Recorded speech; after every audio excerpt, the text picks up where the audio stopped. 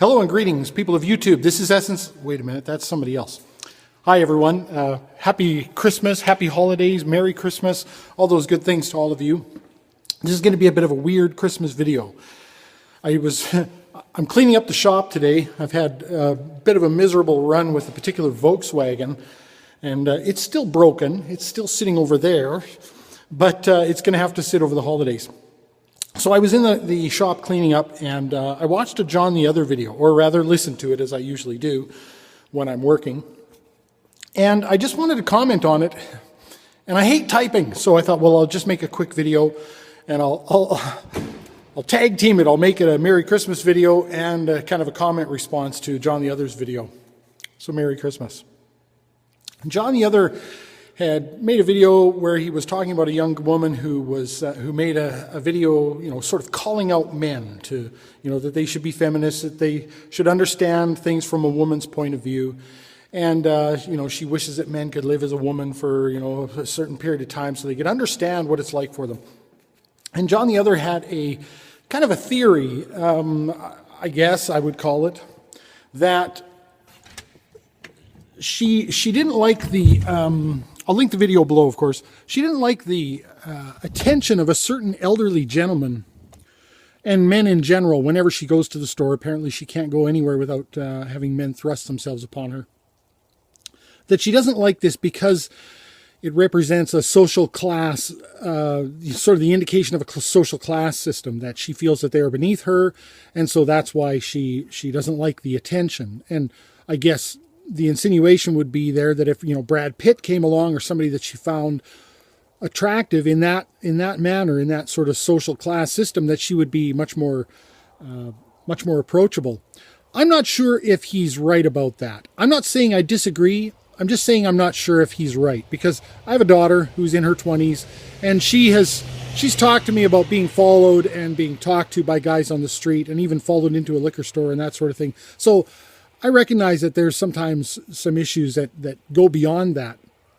But in this particular instance, the video that he's referring to, I do see a clear evidence of this sort of classism.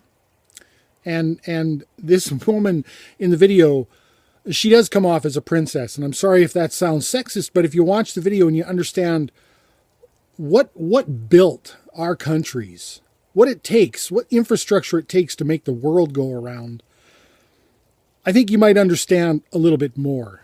Because here's a person who is making an appeal to men to think about things from a woman's point of view. And she wishes they could live as a woman for a day or a week or who knows what.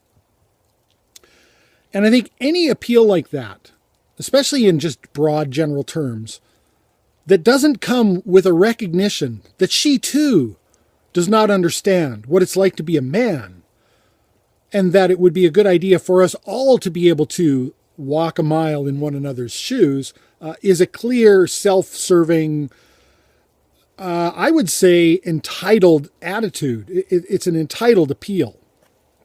I mean, and I would support that idea of all of us walking a mile in another's shoes, whether it be race and gender and class and all those different things. I think that would be positive. I think there'd be a lot less conflict in the world if we all really, truly understood things from another person's perspective.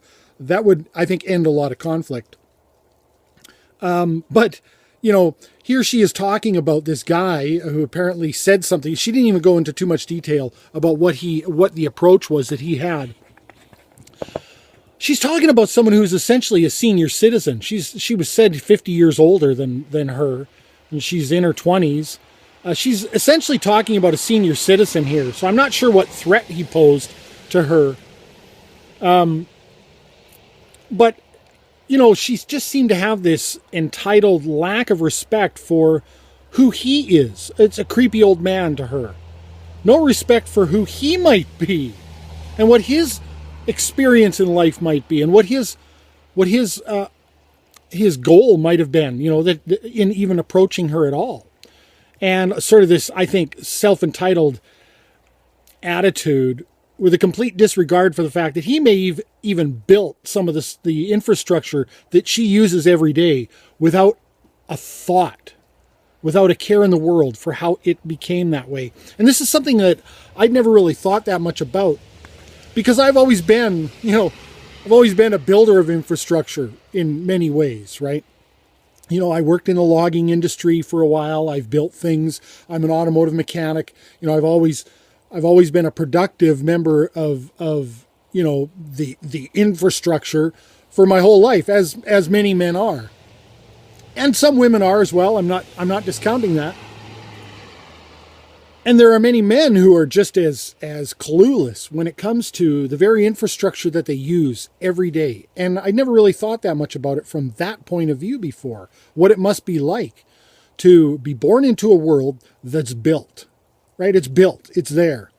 And to not give too much of a thought for these huge skyscraper buildings that you walk into, and the elevators that you get into, and the buses and taxis and cars that you drive everywhere, and the roads that are there, and all the financial infrastructure. I mean, a lot of people just use this stuff without giving a thought for not only how it came to be and what it takes, and especially not the inner workings of it, but also who built that shit.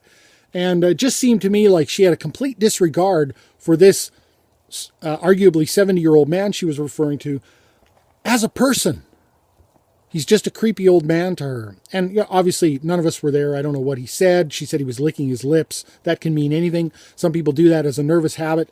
I went to the Volkswagen dealership today to talk to their shop foreman to see if he had any ideas for this one that I'm working on now.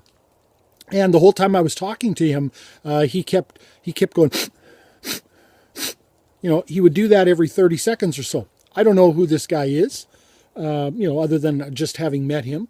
It's probably some sort of a nervous tic. I don't know if he does it all the time or if he just does it when he's in a situation where he feels uncomfortable. Maybe he didn't feel uncomfortable, but I could read something into that probably if I felt like it, that he was being rude. Maybe I would see it as a sign of impatience.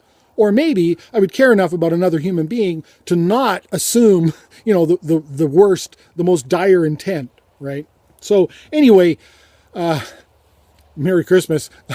I just wanted to comment on that, and I was going to leave a comment in the comments section, but I do hate typing, so I thought I would relay that, and I'd be interested to hear your thoughts, because it just seems to me like any appeal for someone to walk a mile in their shoes without a recognition that they too don't understand what it's like to be you. And I see this. This is a big one when it comes to the feminist movement. They make the claim that it's about equality for men and women, but you only hear about everything from the female perspective, right?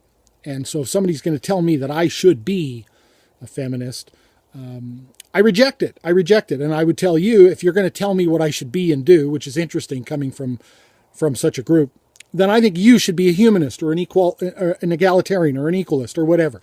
Now, I'm not actually telling anybody what to be because I don't believe in that. But if turnabout's fair play, I would do that. That's enough from me. Have a good Christmas.